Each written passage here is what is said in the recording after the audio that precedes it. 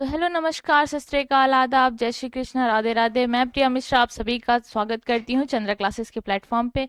आज अपन डिस्कस करने चल रहे हैं UGC net environmental science paper 2 में एयर पॉल्यूशन, यानी कि यूनिट 6 से हम स्टार्ट करेंगे। और मैं आपको बता दूं कि मैं यहाँ पे सारा एयर पॉल्यूशन कवर करूंगी यूट्यूब पे। तो मेरी सारी वीडियोस यूट्यूब पे एयर पॉल्यूशन की अपलोड होंगी, तो आप इसको देखते रहना। सीरीज में आएंगी, एक साथ पूरा लेक्चर नहीं होगा, तो थोड़ा पार्ट्स पार्ट्स में आएगा। तो 4-5 वीडियोस लगेंगे, या हो सकता है 3-4 वीडियोस में ही खत्म हो जाए। तो आप उसको अगर आपको एग्जाम देना है यूजीसी नेट एनवायरमेंटल साइंस का, तो प्लीज आप उसको एक बार देख लें।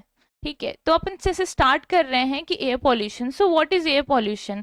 एयर पॉल्यूशन होता क्या है? तो जैसे हम सभी जानते हैं कि अगर नेचुरल कैरेक्टरिस्टिक्स ऑफ जो हमारा एटमॉस्फेयर, जो भी एटमॉस्फेयर का अगर किसी का भी नेचुरल कैरेक्टरिस्टिक आप क्या कर दो, डिस्टर्ब कर दो, कंटामिनेट कर दो, तो उसी को क्या कहेंगे? Air pollution. अब ये कंटामिनेशन जो हो रहा है ना, वो किसी भी मीन्स से हो सकता है, लाइक फिजिकल, केमिकल और बायोलॉजिकल मीन्स।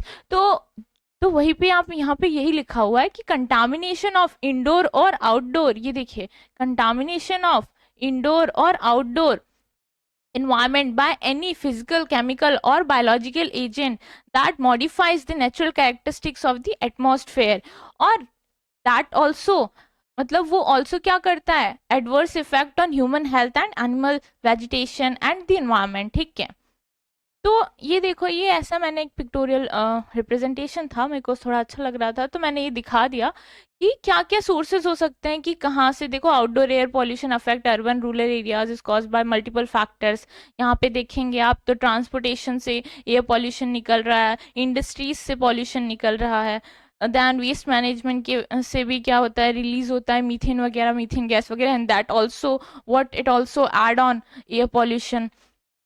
फिर देखिए, एग्रीकल्चर प्रैक्टिसेस में भी आप बहुत सारे, जैसे अपन हार्वेस्ट करते हैं उस टाइम भी स्मोक डस्ट उड़ती है ना, ऐसा मार्च के सीजन में तो आपने मैक्सिमम देखा ही होगा। जब हार्वेस्टिंग होती है तो अगर गाँव में अगर जो भी रहते होंगे तो उनको पता होगी कि ऐसी धुआं धुआं सा ऐसे, मतलब अलग सी कैसे पूरे एटमॉस्फेयर में डस्ट पार्टिकल सा निकल रहा होता है।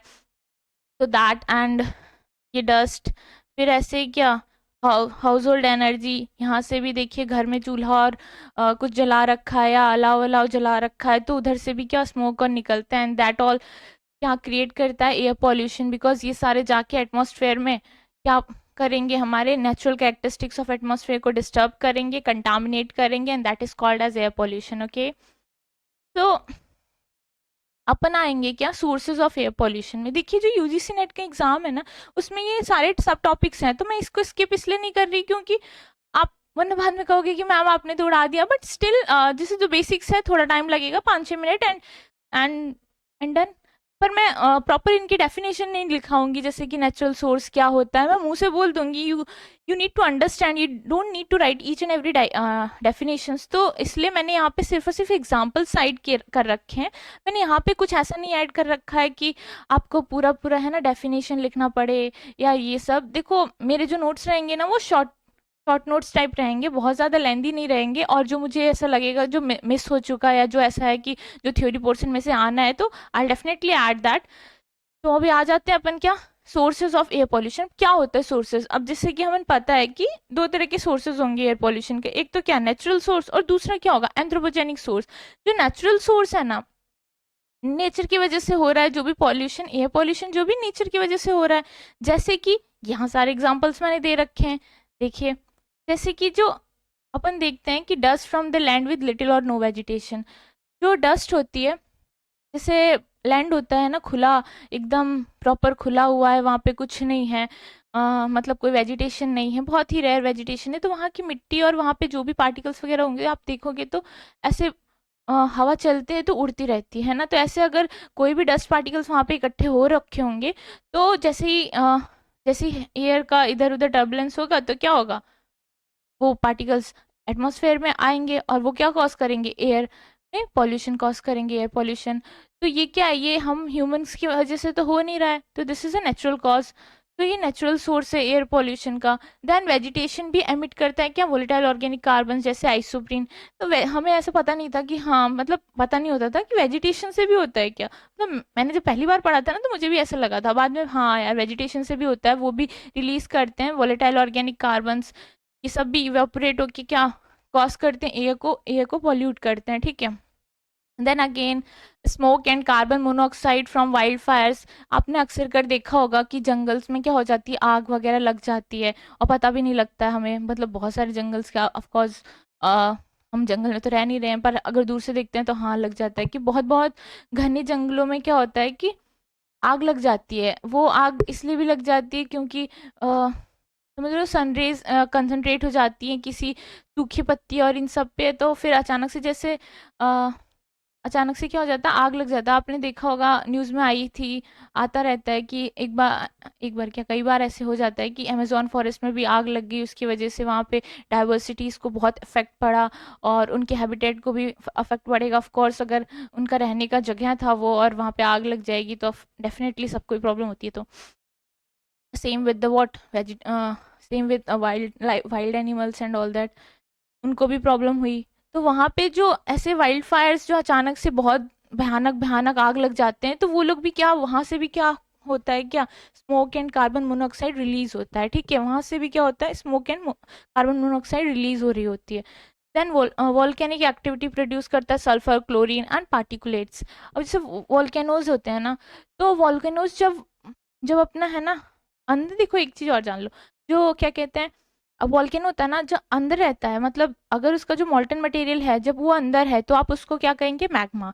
और जब वो बाहर आता है ना तो वो लावा हो जाता है। तो जब लावा निकलता है ना वॉल्केनो से, जब लावा निकल रहा होता है वॉल्केनो से, तो उस टाइम भी क्या होता है, तब भी होता है एयर पॉल्यूशन। और वो एक्टिविटीज में से मतलब क्या क्या निकल सकता है, मतलब बहुत सारे पार्टिकल्स निकलते हैं, तो उसमें सल्फर, क्लोरीन एंड पार्टिकुलेट्स भी क्या करते हैं, एयर को पॉल्यूट करते हैं।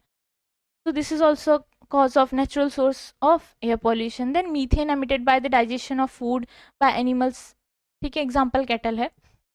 तो जैसे कि अब क्या होता है कि मीथेन अपन ने देख रखा होगा, काउज और ये सब अपने मुंह को है ना हर समय चबाते रहते हैं, ऐसे च्यू करते रहते हैं। तो वो प्रोड्यूस करते हैं ना उनके डाइजेस्टिव सिस्टम से, फिर क्या प्रोड्यूस करते हैं वो मीथेन, और वो एनारोबिक डिकम्पोजिशन से होता है उनका। एनारोबिक डिकम्पोजिशन से आपने देखा ना, गोबर वगैरह वो सब रहती है तो उससे गोबर गैस बनता है ना। तो वो सब भी क्या प्रोड्यूस करती है, मीथेन। और वो मीथेन क्या वो क्या करेगी, वो कंटामिनेट करेगी एयर को, and that will also what cause air pollution, ठीक है। आगे देखिए, radon gas, radioactive gases होते हैं ये, जो कि डिके करते हैं within the earth's crust, ठीक है। ये भी क्या करते हैं, रेडन गैस, अगर ऐसे कोई पूछ लेना रैंडमली कि कौन सा रेडियो एक्टिव मटेरियल आप मतलब यहाँ पाया जाता है, तो सॉइल से भी रिलीज होता है रेडन गैस, क्योंकि अर्थ क्रस्ट से ही निकल रहे हैं ना। देन लाइटनिंग ड्यूरिंग थंडरस्टॉर्म, तो लाइटनिंग ड्यूरिंग थंडरस्टॉर्म, यहाँ से भी क्या रिलीज होता है, एनओ, और this is also a natural cause for air pollution, ठीक है। सिमिलरली अब क्या है, एंथ्रोपोजेनिक एक्टिविटीज या एंथ्रोपोजेनिक सोर्सेज, ये भी क्या करते हैं, कॉज करते हैं एयर पॉल्यूशन। अब इसमें ना होता है दो तरह के होता है, एक तो होता है स्टेशनरी सोर्स, दूसरा होता है मोबाइल सोर्स। स्टेशनरी सोर्स क्या होता है, ये जैसे स्मोक्स और थर्मल पावर प्लांट्स और ये कोल फिक्स पावर प्लांट्स, तो एक जगह रह के, जैसे इंडस्ट्रीज वगैरह एक जगह रह के उनके स्टैक से, उनकी चिमनीज से क्या होता है, एयर पॉल्यूट हो रही होती है ना, धुआं निकल रहा होता है ऐसे बहुत सारा। तो वो धुआं क्या कर रहा है, ऐसा तो है नहीं वो मूव ऑन कर रही है इंडस्ट्री इधर से इधर, इधर से इधर, ऐसा तो नहीं हो रहा ना।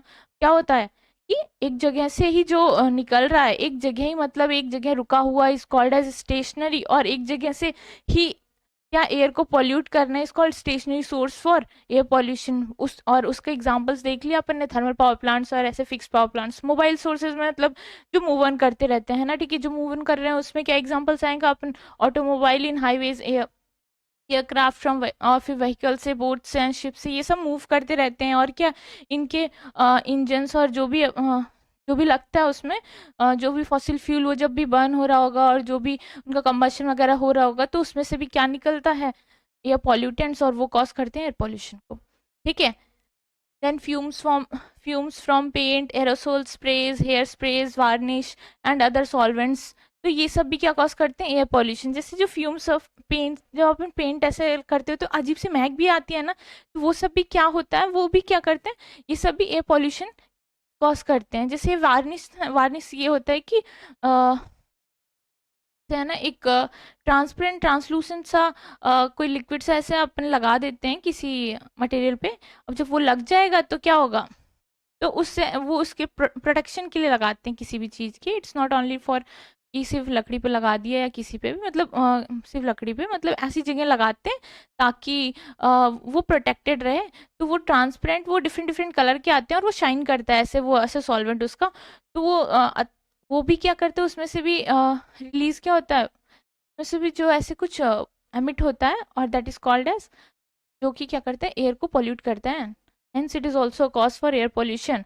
ठीक है, ऐसे अब जैसे military, chemicals and dust and controlled burn practices in agriculture and forestry management, ये भी क्या है, cause for air pollution. Agriculture और फॉरेस्ट्री, वहाँ पे जब आप स्लैश एंड बर्न प्रैक्टिस करते रहते हैं तो उसमें भी क्या होता है, एयर पोल्यूशन क्रिएट होता है, जो डस्ट उड़ती है उस सब से भी। फिर मिलिट्री एंड जैसे न्यूक्लियर वेपन्स और टॉक्सिक टॉक्सिक गैसेज, जहाँ वारवेयर एंड रॉकेटरी, रॉकेट्स वगैरह जैसे जब जाते हैं तो कितना सारा पॉल्यूशन क्रिएट होता है, क्योंकि पीछे से कितना धुआं निकल रहा होता है, तब जाके उसके जितना वो नीचे क्या कंबशन कंबशन था क्या, जितना नीचे ऐसे धुआं निकल रहा होता है उतनी तेजी से वो ऊपर जा रहा होता है। तो वो जो धुएं से निकल रहे हैं वो सब, वो क्या कॉज करते हैं, वो एयर को पॉल्यूट करते हैं। ठीक है, सिमिलरली न्यूक्लियर वेपन्स, ये जर्म वारवेयर तो वो होता है जैसे कि बैक्टीरिया और इन सब को यूज़ करते हैं ना, बैक्टीरिया और वायरस को, बायोवार है ना, बायो वॉर टाइप ऐसे, उन सब से भी क्या होता है, वो एयर में डाल देते हैं वायरस और ये सब, तो एयर को क्या कर रहे हो, कंटामिनेट ही तो कर रहे हो।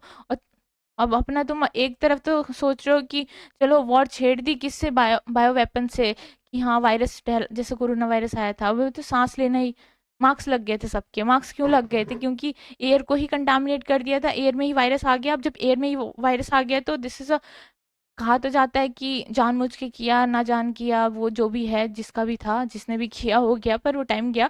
बट स्टिल वो भी क्या था, एक कॉज था कि एयर पॉल्यूशन, मतलब उससे भी क्या हुआ, एयर को पॉल्यूट किया उन्होंने, पूरा एयर पॉल्यूशन हुआ और वायरस क्या हुआ, एयर में आ गया। And that is also an anthropogenic cause for air pollution, right. Then waste deposition in landfills which generates methane, से मीथेन वगैरह कब निकलती है, जब अपन बहुत सारे वेस्ट डाल देते हैं ना, तो वहाँ पे भी क्या होने लग जाता है, एनारोबिक डिकम्पोजिशन होने लग जाता है, जो कि क्या रिलीज करता है, क्या रिलीज करता है बताओ, दैट मीथेन। मीथेन गैस जब रिलीज होती है तो वो भी क्या होता है, एयर को पॉल्यूट करती है, क्योंकि methane is greenhouse gas, right.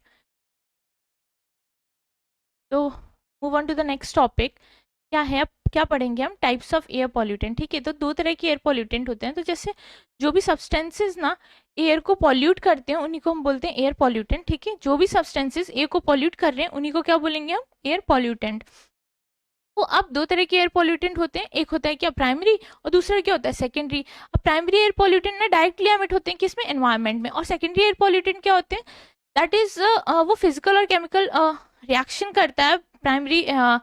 Primary air pollutant अपने आप से, या नॉन मतलब प्राइमरी एयर मतलब और भी पार्टिकुलेट से, और उसमें रिएक्शन होने के बाद क्या बनता है, सेकेंडरी एयर पॉल्यूटेंट। मतलब प्राइमरी एयर पॉल्यूटेंट तो डायरेक्टली एमिट हो जाएगा एटमॉस्फेयर पर सेकेंडरी वाला ना वो फिजिकल और केमिकल रिएक्शंस के बाद जो निकल के आएगा, जो बनेगा, that will called as secondary air pollutant. ठीक है, तो प्राइमरी एयर पॉल्यूटेंट्स यही लिखा हुआ है कि emitted directly into the atmosphere, और ये क्या है, दिस इज मोस्ट, क्या है, मोस्ट प्राइमरी पॉल्यूटेंट्स कैसे एंटर करते हैं, वो एज ए वो कंबशन, इवोपोरेशन, ग्राइंडिंग और एब्रेशन से एंटर करते हैं। ठीक है, मोस्ट प्राइमरी एयर पॉल्यूटेंट किससे एंटर करते हैं, they enter from result of combustion, evaporation, grinding and abrasion. इसकी एग्जांपल्स देख लो, जैसे SO2 डायरेक्टली रिलीज हो रहा है फ्रॉम फैक्ट्रीज, तो ये क्या है, is an example of primary air pollutant. Then ash from a volcanic eruption, volcanic eruption से भी डायरेक्टली क्या एश निकल रही है, तो वो भी क्या है, primary air pollutant. Then carbon monoxide from a motor vehicle exhaust, तो जो कार्बन मोनोऑक्साइड है वो भी कहाँ से, मोटर व्हीकल से निकल रहा है as a result of incomplete combustion, तो वो भी क्या है, वो भी एक कॉज है फॉर, वो भी प्राइमरी एयर पॉल्यूटेंट है। ठीक है, अब सेकेंडरी एयर पॉल्यूटेंट को देख लो। सेकेंडरी एयर पॉल्यूटेंट क्या है, ये formed by atmospheric physical and chemical processes acting on primary pollutant and even non pollutant species in atmosphere. तो यही मैंने बताया कि प्राइमरी पॉल्यूटेंट और नॉन नॉन क्या कहते हैं, नॉन पॉल्यूटेंट स्पीसीज से भी जो रिएक्शन हो जाती है, उनकी फिजिकल और केमिकल रिएक्शंस जो हो रही होती है, उससे क्या, उससे क्या निकलता है, वो कॉज करते हैं क्या, सेकेंडरी एयर पॉल्यूटेंट। तो जनरली है ना produced by natural tendency of atmosphere to oxidize trace gases in it.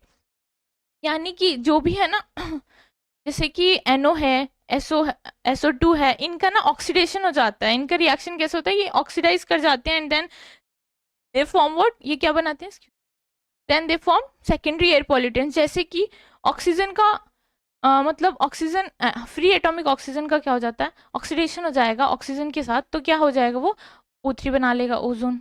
ठीक है, ऐसे NO2 का NO के साथ ऑक्सीडाइज हो जाएगा, NO plus O2 and then it will create NO2। Similarly SO2 का ऑक्सीडेशन होगा and it will cause H2SO4।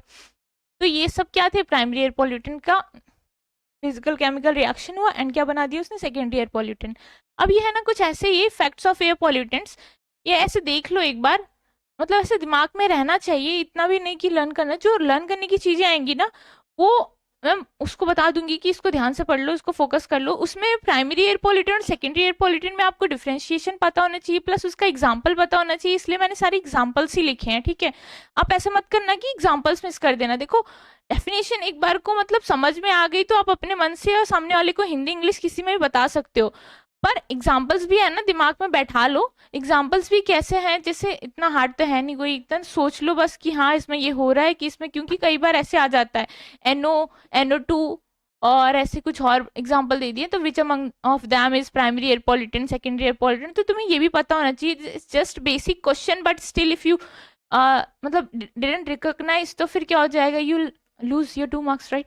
तो बेटर है क्या को पढ़ लो, और एग्जाम्पल्स ही लिखे हैं, इतना कुछ नहीं, तो एक दो बार रीड करोगे ना तो अपने आप आ जाएगा, और आए ना आए मतलब है ना ऐसा कि अगर ये क्वेश्चन आ रहा है नहीं आ रहा है ये तो बात की बात है, पर तुम्हें इतना बेसिक है ये पता होना चाहिए, इसलिए मैंने थोड़े, अब ये तो है कि अब ये जो मैंने ना इफेक्ट्स ऑफ एयर पॉल्यूटेंट्स ये थोड़ा ऐसे लिख दिया है कि थोड़ा सा है ना एयर के बारे में बात कर रहे हैं, तो जो चीज़ें एकदम होगी फोकस्ड याद करने के लिए और उसे समझने के लिए, उसमें तो मैं प्रॉपर पूरा टाइम दे के आपको पूरा बता दूंगी। इसमें भी टाइम दे ही रही हूँ, ऐसा नहीं कि नहीं दे रही हूँ। अब इसे कार्बन मोनोऑक्साइड के अपने सोर्सेज देखने हैं, क्या इसके सोर्स हैं, automobile exhaust, biological oxidation by marine organisms, then photochemical reaction in the atmosphere etcetera, इस सब ये सब क्या है, कार्बन मोनोऑक्साइड के सोर्स हैं। अब ये क्या करता है, ये अफेक्ट करता है respiratory activity as it binds with haemoglobin. तो अ, ये पता ही होगा आपको कि हीमोग्लोबिन की ना टेंडेंसी कार्बन मोनोऑक्साइड के प्रति ज़्यादा है, कितनी, अराउंड 200 टाइम्स ज़्यादा उसकी है ना एफिनिटी है, ऑक्सीजन को छोड़ देता है भाई वो, उसको ऑक्सीजन को कहता है टाटा बाय बाय, मुझे कार्बन मोनोऑक्साइड मिल गया, मैं उसके पास उसके साथ बाइंड करूंगा।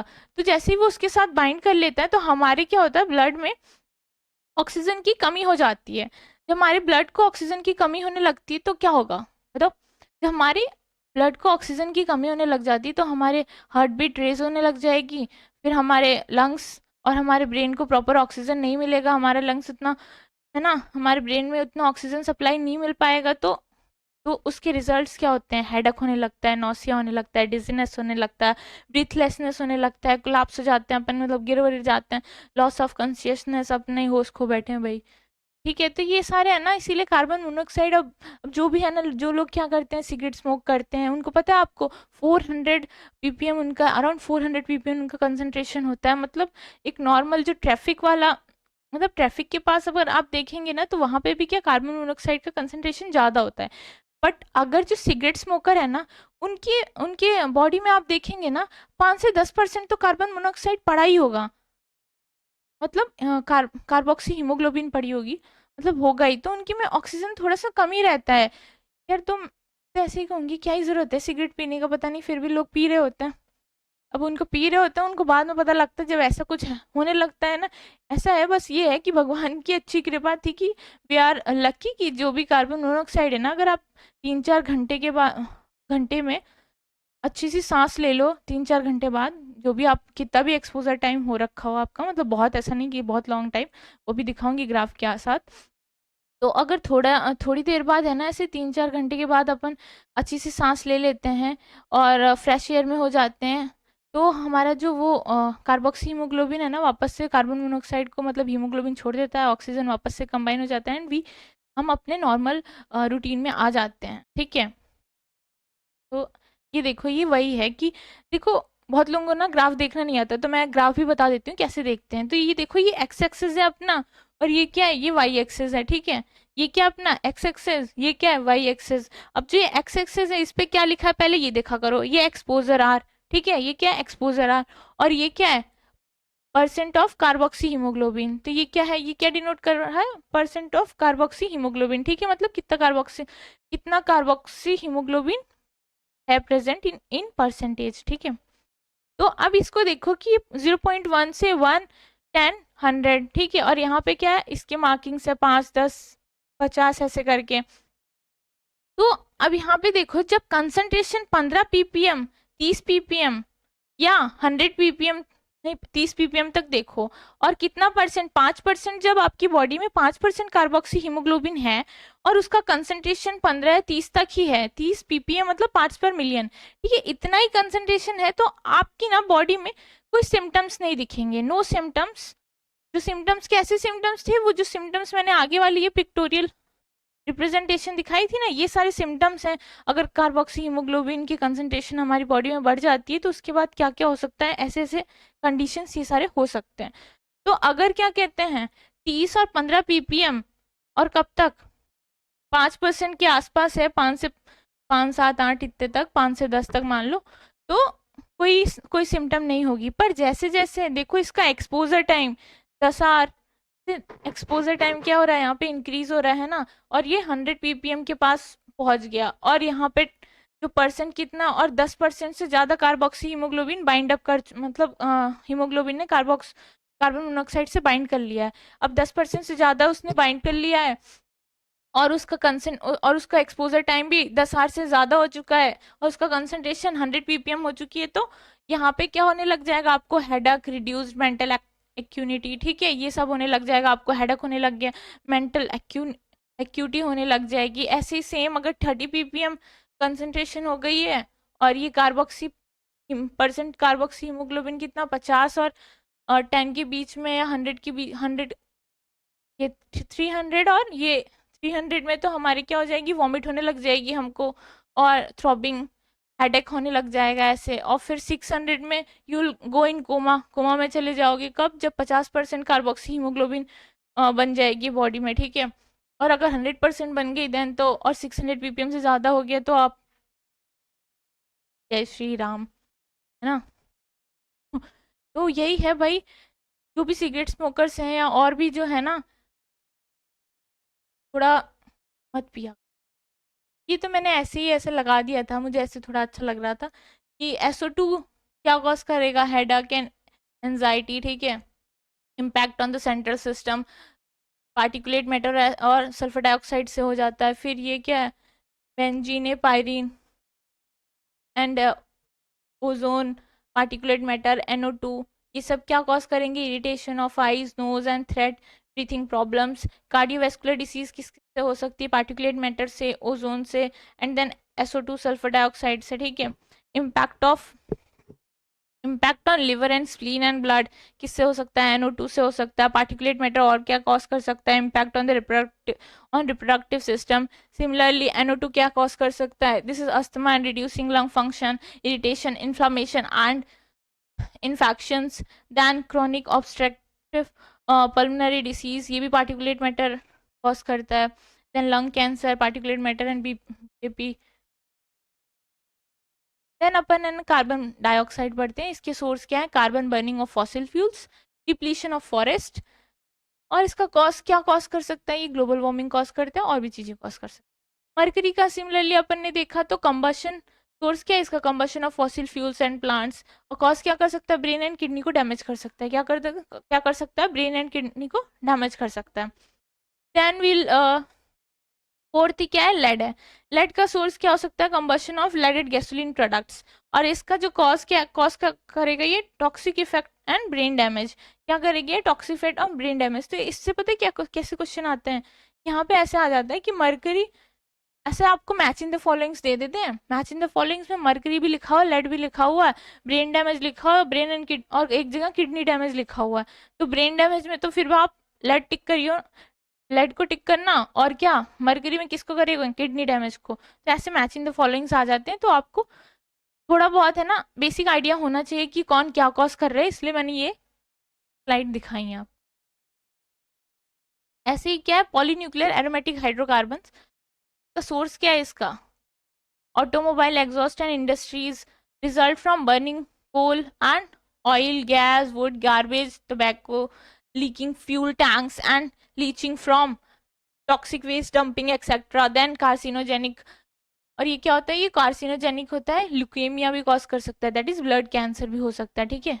इससे पॉलीन्यूक्लियर एरोमेटिक हाइड्रोकार्बन से क्या हो सकता है, ब्लड कैंसर भी हो सकता है। सल्फर डाइऑक्साइड को देख लो, इसका सोर्स क्या है, बर्निंग ऑफ फॉसिल फ्यूल, सबसे ज्यादा सल्फर डाइऑक्साइड है ना फॉसिल फ्यूल की बर्निंग से ही निकलता है।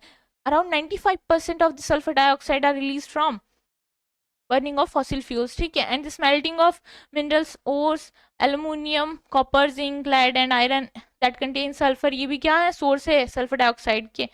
then it can cause respiratory problems such as bronchitis and can irritate your nose, throat, lungs. It may cause coughing, wheezing, phlegm and asthma attacks, damage trees and plants, inhibit plant growth and damage sensitive ecosystem and waterways, etc.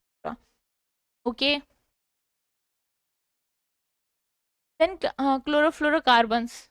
So chlorofluorocarbons आप सभी जानते हैं ना, very popular, refrigerators, air condition और different types of sprays, fire extinguisher and plants etcetera, इन सब में ये एंड पेंट्स, ये सब क्या रिलीज करते हैं, क्लोरोफ्लोरोकार्बन्स रिलीज करते हैं। एंड देन ये क्या कॉज करता है, ये क्या करता है, थिनिंग ऑफ ओजोन लेयर, तभी बहुत वन ऑफ द मोस्ट है ना major factor for thinning of ozone layer, और you can say ozone depletion is CFC, that is chlorofluorocarbons.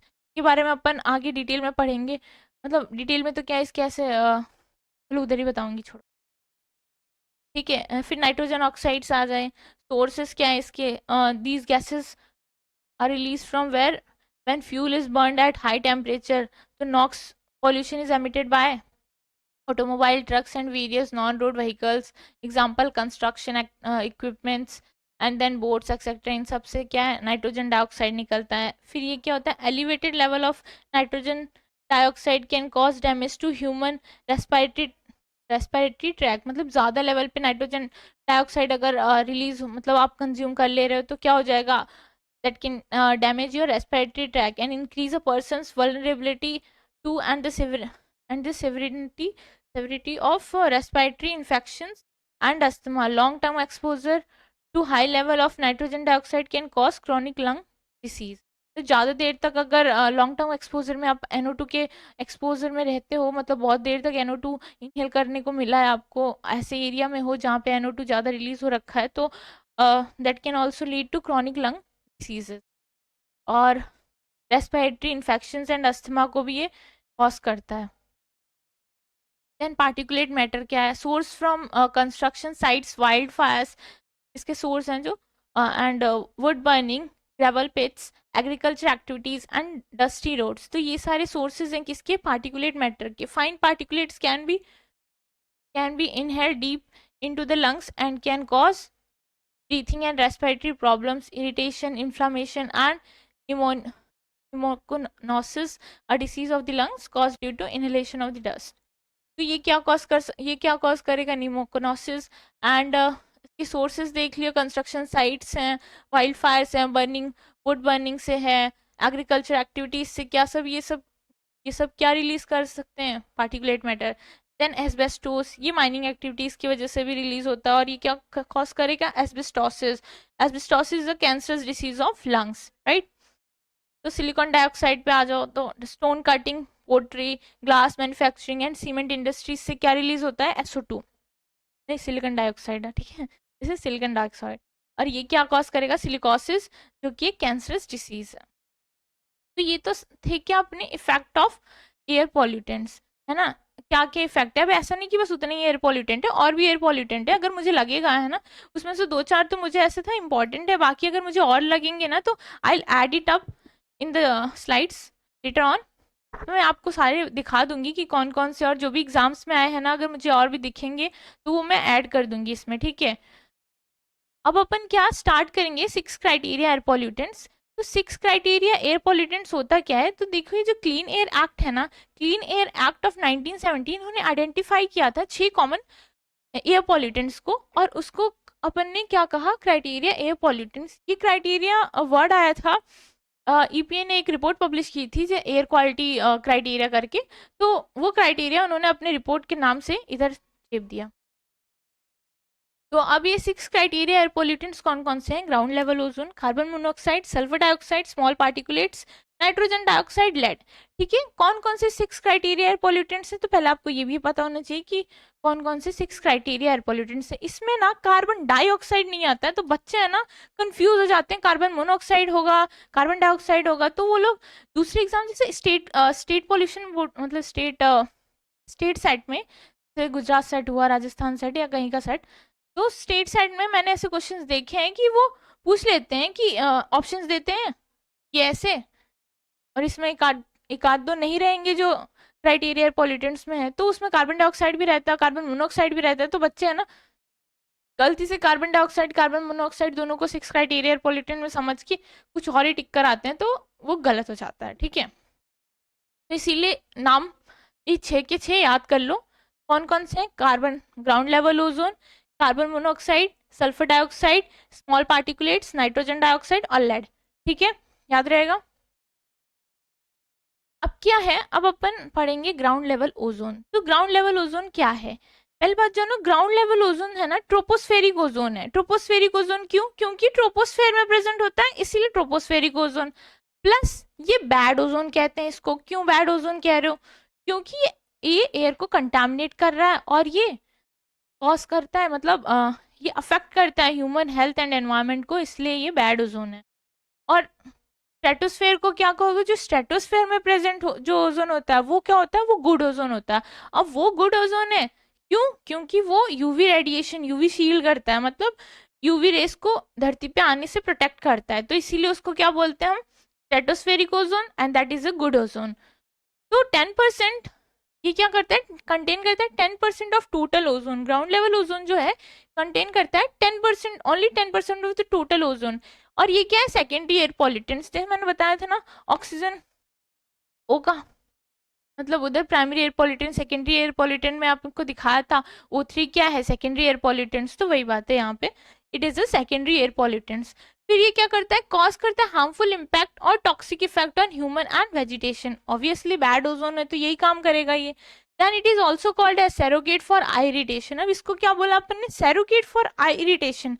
Y so, why surrogate for eye irritation, actually ये नहीं है कि यही कॉज करता है आई इरिटेशन। देखो जैसे सैरोगेट क्या होता है, जैसे सैरोगेट मदर्स होती है ना, जैसे सैरोगेट मदर्स होती हैं तो वो क्या होती हैं, क्या उनकी वो बायोलॉजिकल मदर होती है, नहीं, उसी बच्चे को कैरी करती हैं, है ना। In the same way I irritation ये कॉज नहीं करता, बट ये उस बोझ को कैरी कर रहा है, ठीक है, कि मैं ही आई इरिटेशन करता हूँ।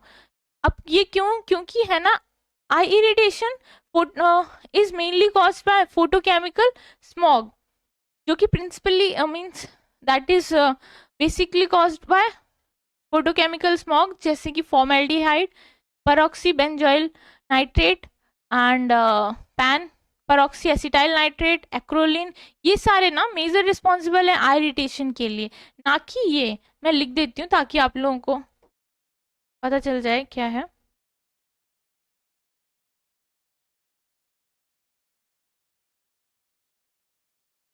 तो आई इरिटेशन यहाँ लिख दूँ, is it visible, I irritation, I irritation caused by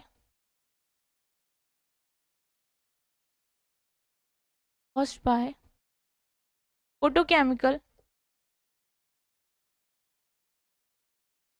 इससे होता है फोटोकेमिकल स्मॉग से, ठीक है।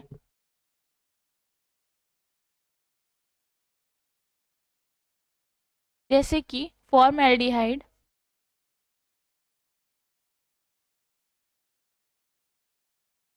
फॉर्मेल्डिहाइड, परऑक्सी, वो भी लिख दे,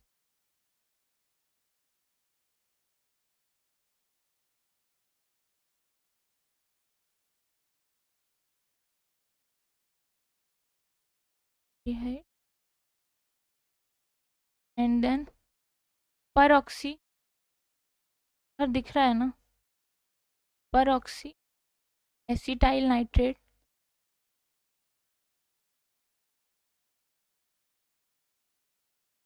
दैट इज पैन। और नीचे दिखेगा क्या? ये दिखेगा। और कहाँ लिखूं? पर ऑक्सी बेंजोइल नाइट्रेट, यहाँ लिख देती हूँ, है ना। पर ऑक्सी बेंजोइल नाइट्रेट।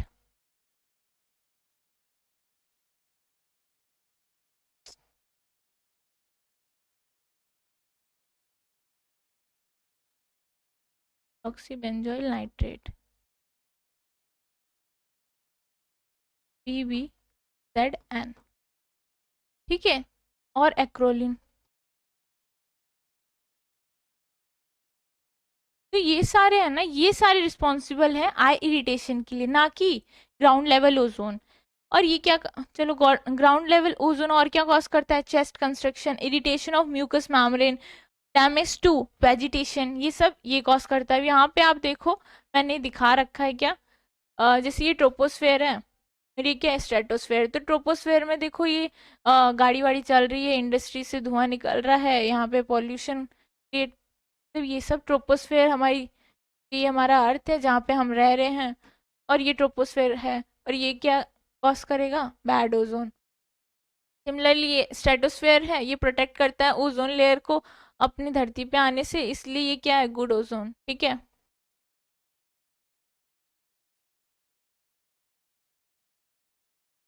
नाउ अब ये देखो, यहाँ पे ये बताया मैंने क्या, कि जैसे ये वोलेटाइल ऑर्गेनिक कार्बन है, नॉक्स है, सनलाइट है, ये सब मिलके क्या बनाती है? फोटोकेमिकल स्मॉग, ठीक है। ये सब मिलके अपना क्या बनाएगी? यहाँ पे फोटोकेमिकल स्मॉग बनाएगी, सब मिलके फोटोकेमिकल स्मॉग बनाती है। और ये रिस्पॉन्सिबल होता है आई इरिटेशन, ना कि सिर्फ और सिर्फ ओजोन, मतलब सिर्फ ओजोन पे थोप दिया कि तुम हो, इसीलिए ओजोन नहीं है, इसीलिए उसको क्या बोलते हैं? सैरोगेट फॉर आई इरिटेशन, ठीक है। अब ये देखो, ये ट्रोपोस्फेयर है अपना, और ये क्या है अपना? ये स्ट्रेटोस्फेयर है, ये स्ट्रेटोस्फेयर है। तो यहाँ का जो है ना, यहाँ ऑक्सीजन सनलाइट से रिएक्शन रिएक्ट करके क्या बनाएगी? फ्री ऑक्सीजन, और फ्री ऑक्सीजन ऑक्सीजन मॉलिक्यूल के साथ कंबाइन करके ओजोन बनाती है। तो this this ozone is good ozone. ये वाला ओजोन क्या है? ये गुड ओजोन है। और आप यहाँ देखेंगे ट्रोपोस्फेयर में, तो यहाँ पे ये फोटोकेमिकल स्मॉग बनता है, जो कि volatile organic carbon, then NOx और सनलाइट आपस में रिएक्शन करती हैं, and then they form photochemical smog, जिसमें ओजोन और ऑक्सीडाइज्ड और बहुत सारे ऑक्सीडाइज्ड प्रोडक्ट्स होते हैं। तो सिर्फ और सिर्फ ओजोन ही नहीं होता है, इसमें बहुत सारी चीज़ें होती हैं ना। और ये तो मैंने ऐसे ही आपको पिक्टोरियल रिप्रेजेंटेशन के लिए दिखा दिया था। यहाँ पे देखो, यहाँ पे फोटोकेमिकल स्मॉग बन रहा है, enhance concentration produced by photochemical smog. तो यहाँ पे इसकी कंसंट्रेशन देखो ज़्यादा हो गई है, एंड दिस इज तो बैकग्राउंड, ये एल्टीट्यूड के साथ ओजोन का कंसंट्रेशन।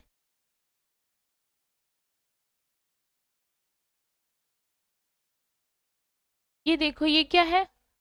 ये सेम वही स्ट्रेटोस्फेरिक ओजोन है ये, this is what tropospheric ozone, and this is stratospheric ozone. यहाँ पे ये कंटेन करता है 10% ऑफ द एटमॉस्फेरिक ओजोन, और ये क्या होता है? Toxic effect on human and vegetation cause करेगा, इसीलिए this is bad, bad ozone, ठीक है। एंड करंट इश्यूज क्या चल रहे हैं, कि high surface ozone in urban and rural areas में हो रहा है।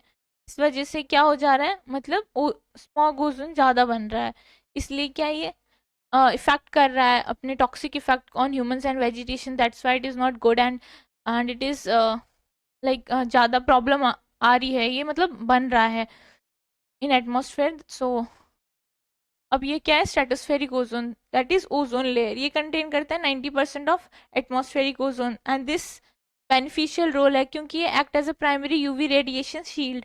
देन करंट इश्यूज क्या है? लॉन्ग टर्म अगर है तो long term global downward trend, and spring time में क्या बताता? ओजोन होल ईयर, मतलब ओजोन होल ईच ईयर क्या है? ओजोन लेयर में अगर जैसे कि ओजोन का जो है ना, जैसे क्लोरोफ्लोरोकार्बन्स वगैरह ज़्यादा क्या कहते हैं रिएक्ट कर जा रही है, मतलब एटमॉस्फेयर में आज आती हैं, एंड देन वो ओजोन बनने से रोकती हैं। जब ये ओजोन बनने से रोक रही है, मतलब क्योंकि वो रिएक्ट कर जाती है, और वहाँ पे है ना chlorine as a catalyst work करता है। तो ये पूरा आप इसकी रिएक्शन है, मैं आगे आपको पूरा दिखाऊंगी ये तो जब वो एज अ कैटलिस्ट एक्ट करता है, और वो खुद तो डिस्ट्रॉय होगा नहीं, थाउजेंड्स ऑफ क्लोरीन, मतलब थाउजेंड्स ऑफ रिएक्शन करने के बाद एक क्लोरीन हटता है। तो वो क्या कॉज कर रहा है वहाँ पे, वो ओजोन को बनने नहीं दे रहा। जब ओजोन को नहीं बनने दे रहा है तो ओजोन की जो शील्ड है ना वो कम होती जा रही है। अब जब ये कम होती जा रही है तो उसको हमने क्या बोल दिया, ओजोन होल। ऐसा नहीं कि वहाँ छेद हो गया, छेद नहीं होता वहाँ पे, उसकी थिनिंग हो जाती है। ओजोन लेयर की क्या हो जाती है, थिनिंग हो जाती है। वहाँ पे कोई ऐसा नहीं कि ओजोन होल मतलब छेद, नहीं, छेद वेद नहीं हो रहा वहाँ पे। क्या है, there is no such hole, there is just thinning of ozone layer, and that is called as ozone hole, that is ozone layer depletion है। और ये हर बार होता है कब, स्प्रिंग टाइम में, mostly seen in Antarctic region. ठीक है, अब अपन क्या पढ़ेंगे, carbon monoxide as second criteria air pollutant, second carbon monoxide. ठीक है, ऐसा नहीं सेकंड फर्स्ट, इनका कोई रैंक नहीं है, जिस मैंने सेकंड मेंशन कर रखा है। तो अब ये क्या होता है, ये कलरलेस, ये क्या है, ये colourless, odourless, tasteless, poisonous gas, flammable gas है। ठीक है, and it is produced because of incomplete combustion की वजह से कार्बन मोनोऑक्साइड प्रोड्यूस होता है। किसकी वजह से होता है, इनकम्प्लीट कंबशन की वजह से। और ये कब अकर होता है, फोर वेरिएबल फैक्टर्स जब प्रॉपर इसको नहीं मिलते हैं, तब क्या होता है, कार्बन मोनोऑक्साइड रिलीज होता है। जैसे कि अब वो फोर वेरिएबल फैक्टर्स कौन कौन है, oxygen supply, combustion temperature, gas resistance time eight high temperature, and combustion chamber turbulence. यानी कि अगर रिएक्शन करते समय उसको प्रॉपर ऑक्सीजन नहीं मिल रहा है, तब क्या होगा, तब भी होगा क्या, इनकम्प्लीट कंबशन कॉज करेगा वो, and it will lead to carbon monoxide formation. ठीक है, ऐसे ही अगर उसको प्रॉपर टेम्परेचर नहीं मिल पाया, प्रॉपर कंबशन के लिए टेम्परेचर नहीं मिल पाया, तब भी क्या होगा, कार्बन मोनोऑक्साइड रिलीज होगी। गैस रेसिडेंस टाइम, रिएक्शन को पूरा टाइम नहीं मिल पाया अपना रिएक्शन होने में, तब भी क्या होगा, कार्बन मोनोऑक्साइड रिलीज होगा। Combustion chamber turbulence, combustion chamber turbulence मतलब अगर उसको कंबशन में देखो है ना, ऐसा होता है कि टर्बुलेंस, टर्बुलेंस यानी कि उथल पुथल हो जाएगा वहां पे। उथल पुथल क्या होगा, हवा, हवा से हम पार्टिकल उथल पुथल कर देते हैं। तो जैसे अलाव होता है ना, अलाव में अपन फूक मारते हैं तो क्या हो जाता है, जैसे ही फूक मारते हो तो वहां पे ऐसे फूक मारने से देखते हैं थोड़ी देर बाद, अगर जब आग नहीं जल रही होती तो अपन क्या करते हैं, फूक मार देते हैं। फूक मारने से क्या होने लग जाता है, जैसे ही उसको हम हवा प्रोवाइड करते हैं, इवन चाहे फूक दो चाहे ऐसे ऐसे पंखी से कर दो, तो उससे आग जल्दी जलने लग जाती है। ऐसे ही आपने देखा होगा जब यज्ञ करते हैं, यज्ञ करते समय भी अगर आग पूरी तरह से मतलब अग्नि माता वहां पे नहीं आ रही होती तो फिर लोग हवा कर देते हैं। हवा करने से टर्बुलेंस इंक्रीज हो जाता है। तो अगर वो भी प्रॉपर नहीं मिलता है तब भी क्या हो जाता है, कार्बन मोनोऑक्साइड फॉर्म होता है। और ये क्या होता है, शॉर्ट लिव्ड होता है and specially variable in concentration, कि यानी कि ऐसा कि हर जगह, जैसे आप ट्रैफिक के एरियाज में देखोगे तो कार्बन मोनोऑक्साइड ज्यादा होगा in comparison to your ground, जहाँ पे कोई बाइक वगैरह नहीं है, जहाँ पे कोई व्हीकल्स वगैरह नहीं चल रही, तो वहाँ पे क्या देखोगे कि ये स्पेशली वेरिएबल, ऐसा नहीं कि एक जैसे ही हर जगह है। This is not like that. जहाँ पे क्या होगा, जहाँ पे कंबशन हो रहा हो, जहाँ इनकम्प्लीट कंबशन हो रहा होगा, वहाँ पे क्या हो जाएगा, कार्बन मोनोऑक्साइड की कंसंट्रेशन इंक्रीज हो जाएगी, और जहाँ नहीं हो रहा होगा वहाँ पे नहीं होगी। और ये क्या है, as a dominant sink of carbon monoxide is OH radical. तो the dominant sink of carbon monoxide is OH radical, क्यों, क्योंकि ये इससे रिएक्ट करेगा आगे। Dominant source of carbon monoxide, क्या है dominant source of carbon monoxide, ये भी देख लो। तो ये है methane oxidation, biogas burning, biomass burning, and hydrocarbon oxidation. 80% of carbon monoxide किससे रिलीज होता है, ट्रांसपोर्ट सेक्टर से। 80% किससे रिलीज होता है, ट्रांसपोर्ट सेक्टर से। और 95% SO2 किससे रिलीज होता है, बताओ, कोल पावर प्लांट, इन सब से, thermal power, coal power plant,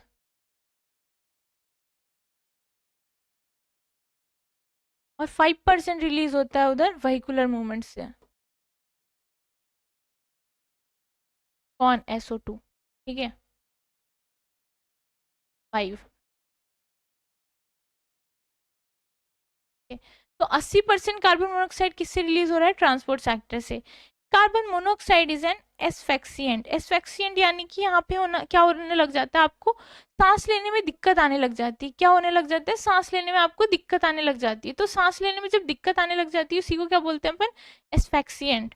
ठीक है, क्योंकि अब देखो, it binds with haemoglobin to form carboxy haemoglobin. ये अब मैंने आपको पहले ही बता दिया था कि जो कार्बन मोनोऑक्साइड होता है, नहीं, जो अपना हीमोग्लोबिन होती है ना, उसकी एफिनिटी किसके लिए ज्यादा होती है? कार्बन मोनोऑक्साइड के लिए। तो जैसे वो कार्बन मोनोऑक्साइड को देखता है एटमॉस्फेयर में, तो वो क्या करता है? जैसे आपने उसको इनहेल किया कार्बन मोनोऑक्साइड को, तो हीमोग्लोबिन कहेगा जा भाई ऑक्सीजन हट, मेरा कार्बन मोनोऑक्साइड आ गया। फिर वो उसके साथ बाइंड करने लग जाता है। जब उसके साथ बाइंड कर लिया तो क्या होगा? हमें है ना, हमारे बॉडी को, हमारे ब्लड में ऑक्सीजन सप्लाई कम होने लग जाएगी। जैसे क्योंकि ऑक्सीजन को तो हटा दिया उसने, और बाइंड किससे कर लिया? हीमोग्लोबिन ने। किससे कर लिया? कार्बन मोनोऑक्साइड से। तो अब उसकी वजह से क्या हुआ? हमारे हार्ट रेट इंक्रीज हो गई। हमें क्या होगा? हमारे ब्रेन में भी ऑक्सीजन सप्लाई प्रॉपर नहीं मिल पा रही है। And that all leads to what? Dizziness, headache and all that. मैंने वो आपको ग्राफ में उधर ही शो कर दिया था आगे, जहां पर ने इफेक्ट ऑफ एयर पॉल्यूटेंट्स पढ़े थे। दैन इट इज एन, आपको देखना हो तो मैं एक बार दिखा देती हूँ वापस।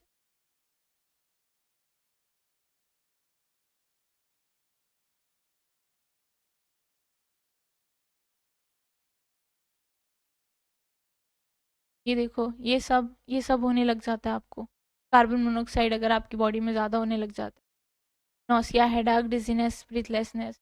और ये उसकी कंसंट्रेशन बताए थे, ये वॉमिट कब हो जाओगे, कब कोलैप्स हो जाएगा, कब हेडक होने लग जाता है ना।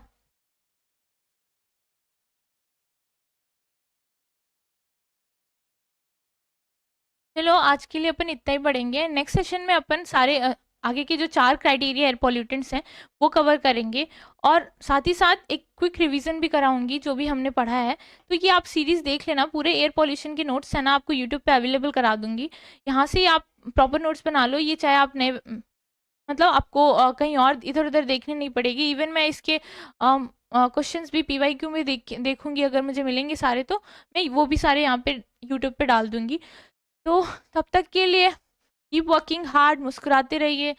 खैर मैं आपको एक बार क्विक रिवीजन करा देती हूँ, एक काम करती हूँ, के बाद आप पढ़ते रहना, ठीक है।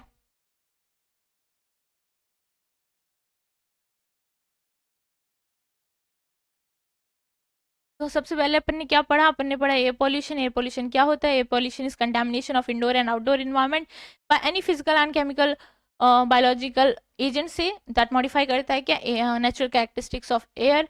फिर अपन ने क्या पढ़ा? Sources of air pollutant. दो तरह के सोर्सेज देखे अपन ने। एक तो होता है क्या? Natural source. दूसरा क्या होता है? Anthropogenic source. तो जो नेचुरल सोर्स है वो क्या है? जैसे dust from the land with little और नो वेजिटेशन। वेजिटेशन भी एमिट करता है क्या? Volatile organic carbon. वेजिटेशन भी क्या एमिट करता है? VOC। ठीक है। और क्या है? Smoke and carbon. फिर क्या है? वॉल्केनिक एक्टिविटी भी क्या प्रोड्यूस कर रही है? सल्फर, क्लोरीन एंड ये। देन मीथेन जो emitted by digestion of food animals, और वेटलैंड से भी, है ना, वेटलैंड से भी क्या मीथेन रिलीज होता है, और that is also natural cause. वो भी क्या है? Natural cause. Then radon gas. फिर लाइटनिंग, जो थंडरस्टॉर्म चलती है ना, अचानक से बादलों का एकदम गरजना, ऐसे थंडरस्टॉर्म, तो वो भी क्या रिलीज करता है? And that is also natural cause for, natural source for air pollution. ठीक है। ऐसे अपन ने क्या देखा? Anthropogenic sources. एंथ्रोपोजेनिक सोर्सेज में देखा अपन ने स्टेशनरी सोर्सेज में क्या है? जैसे ये स्टैक से रिलीज हो रही है from thermal power plant, coal, fixed power plant से, यहाँ से रिलीज हो रही है, एक फिक्स जगह से रिलीज हो रही है, that's why it is stationary source. और मोबाइल सोर्सेज में क्या देखा अपन ने? Automobile in highways, aircraft, vehicles, boats और शिप जो चलती फिरती रह रही हैं, और उधर से जो क्या एमिट कर रही है? एयर पॉल्यूशन को। ठीक है। फ्यूम्स फ्रॉम पेंट और aerosol sprays, hair spray, varnish and other solvents. ठीक है। केमिकल सॉल्वेंट्स, केमिकल्स में क्या देखा? Dust and controlled burn practices in agriculture and forestry. ठीक है। Military and rocketry. ठीक है। यहाँ से भी जमवार, बायो वेपन्स, न्यूक्लियर वेपन्स, ये सब भी क्या रिलीज करते हैं? ये भी क्या करते हैं? एयर पॉल्यूशन कॉज करते हैं। That is a source of for anthropogenic source for air pollution. ठीक है। वेस्ट डिपोजिशन लैंडफिल्स में जनरेट करता है methane, it is also cause anthropogenic source है। एयर पॉल्यूशन के लिए, ठीक है। अब अपन ने देखा टाइप्स ऑफ एयर पॉल्यूटेंट, इसमें क्या देखा अपन ने, एक तो होता है प्राइमरी और एक होता है सेकेंडरी। प्राइमरी में कौन आता है, SO2 आया, एश फ्रॉम वोलेटाइल इरप्शंस, और कार्बन मोनोऑक्साइड आया, ठीक है। और सेकेंडरी में क्या देखा अपन ने, H2SO4 NO2 एंड O3, ठीक है। देन अपन ने देखा इफेक्ट ऑफ एयर पॉल्यूटेंट्स, ये तो देख लो आप, क्या ये इफेक्ट है, इसको हेडक, नोसिया, डिजीनेस ये सब कॉज कर रहा है कार्बन मोनोऑक्साइड। यहाँ पे अपन ने ग्राफ भी देखा, this is I have taken from Gilbert M Master से लिया था मैंने ये। मैं एयर पॉल्यूशन प्रॉपर वहीं से ही पढ़ा रही हूँ, अगर आपको खुद से ही पढ़ना हो तो आप खुद वहाँ पे भी देख सकते हो, ठीक है। ये है। देन कार्बन डाइऑक्साइड, उसके सोर्सेज और ये क्या कॉज करता है, ग्लोबल वार्मिंग कॉज करता है, कॉज कर रहा है। देन मर्करी, मर्करी किसको डैमेज कर रहा है, किडनी एंड ब्रेन को, एंड लेड किसको कर रहा है, ब्रेन डैमेज कर रहा है, ठीक है। Then polynuclear aromatic hydrocarbon, this is carcinogenic and may cause leukaemia. Sulphur dioxide क्या कर सकता है, सल्फर डाइऑक्साइड रेस्पिरेटरी प्रॉब्लम्स को क्रिएट कर सकता है, such as bronchitis, and can irritate your nose, throat and lungs, and it may also cause coughing, wheezing, phlegm and asthma attacks भी हो सकते हैं, ठीक है। डैमेज कर सकता है trees, plants. Yellowing of trees को भी क्या SO2 ही कॉज करता है, ठीक है। येलोइंग ऑफ लीव्स, जो पत्तियां देखते नहीं हो आप, पीली पीली पड़ने लग जाती हैं, तो that is also caused by sulfur dioxide. Then chlorofluorocarbons ozone layer depletion में मेजर रोल प्ले करता है, CFCs. देन नाइट्रोजन ऑक्साइड्स भी क्या कॉज कर रहे हैं, damage to the human respiratory tract, increase कर फिर और क्या कर रहा है, अस्थमा और रेस्पिरेटरी इन्फेक्शंस को कॉज करता है। देन पार्टिकुलेट मैटर इनहेल कर लोगे तो ऑफ कोर्स लंग डिसीज, और अगर ज़्यादा अंदर चली गई है ना छोटे particulate matters, they also create some problems, ठीक है। Some respiratory problems. Then asbestos क्या कॉज करता है, एस्बेस्टोसिस, एंड सिलिकॉन डाइऑक्साइड क्या कॉज करेगा, सिलिकॉसिस। देन अपन क्या पढ़ रहे थे, 6 criteria air pollutant. 6 criteria air pollutants में क्या क्या आया, अपन ने देखा ground level ozone, carbon monoxide, sulphur dioxide, then small particulates and nitrogen dioxide and lead, ठीक है। ये 6 के 6 आप याद कर लेना। इसमें से आज अपन ने 2 कवर किए हैं। एक तो क्या अपन ने कवर किया, ग्राउंड लेवल ओजोन, जो कि ट्रोपोस्फेरिक ओजोन भी है, और वो क्या कंटेन करता है 10% of the total ozone, and it is a greenhouse gas. Then it is secondary air pollutant, ये कॉज करता है क्या, harmful impact on humans and vegetation, ठीक है। देन ये कॉज करता है chest and construction, irritation of mucus. फिर अपन ने ये भी देखा क्या, volatile organic carbon and NOx sunlight के साथ रिएक्ट करके क्या बनाएगा, फोटोकेमिकल स्मॉग बनाएगा। क्या बनाएगा, फोटोकेमिकल स्मॉग। और हमने ये भी देखा कि ग्राउंड लेवल ओजोन को क्या बोलते हैं, सैरोगेट फॉर आई इरिटेशन, ठीक है। बट एक्चुअली कौन रिस्पॉन्सिबल होता है, रिस्पॉन्सिबल होता है photochemical smog, that is formaldehyde, peroxy benzoyl nitrate, परऑक्सी acetyl nitrate, acrolein, ये सारे रिस्पॉन्सिबल होते हैं। और जो ओजोन, गुड ओजोन है, जो स्ट्रेटोस्फेयर में प्रेजेंट होता है, वो गुड ओजोन होता है, और वो क्या प्रोटेक्ट करता है अपने को यूवी शील्ड से, ठीक है। ये अपन ने देख लिया, 90% होते हैं एटमॉस्फेयर में, कौन से, stratospheric ozone, and 10% is tropospheric ozone. Then अपन ने क्या पढ़ा, कार्बन मोनोऑक्साइड पढ़ा कि ये colourless, odourless, tasteless, poisonous gas है, एंड ये प्रोड्यूस होता है इनकम्प्लीट कंबशन की वजह से। 4 फैक्टर्स रिस्पॉन्सिबल होते हैं, oxygen supply, combustion temperature, gas residence time, and high temperature combustion chamber, and turbulence. फिर ये शॉर्ट लिव्ड होते हैं। डोमिनेंसिंग कार्बन मोनोऑक्साइड का क्या, OH रेडिकल, ठीक है। तो डोमिनेंट सोर्स भी देख लिया अपन ने, methane oxidation, biogas, biomass burning, and hydrocarbon oxidation. 80% of carbon monoxide is emitted from transport sector, and carbon monoxide is an asphyxiant. It binds with the hemoglobin to form carboxy hemoglobin, ठीक है। और ये carboxy haemoglobin क्या हो सकता है, 3 से 4 घंटे में रिमूव हो जाता है जब आप क्या, फ्रेश एयर को ब्रीथ करते हो, ठीक है। It is an important indoor air pollutant as well. ये क्या है, इम्पॉर्टेंट एयर पॉल्यूटेंट भी है, इंडोर एयर पॉल्यूटेंट्स भी है, ठीक है। तो आज के लिए इतना ही। तब तक आप कंसिस्टेंट रहिए, पढ़ते रहिए। एटलीस्ट ऐसा है कि इस बार का UGC नेट आप प्रॉपरली क्वालिफाई कर जाओ। ऐसा ना हो कि इस बार भी रह जाए, चाहे कहीं से ही पढ़ो, पढ़ लो अच्छे से, एंड यू कर जाओगे। बस एक बार क्या होता है, ठानने की थोड़ी कमी होती है अपने में। एक बार अपन ठान लेते हैं, जिस टाइम अपने को ऐसा हो जाता है बस अब कर जाऊंगा, कर जाऊंगी, तो एक बार ये सोच लेना जो भी प्लान बनाया ना, तो उसे एग्जीक्यूट कर जाओ। मतलब प्लान तो अपन बना लेते हैं, पर एग्जीक्यूशन में अपने को है ना टाइम लगता है, तो एग्जीक्यूट कर जाओ।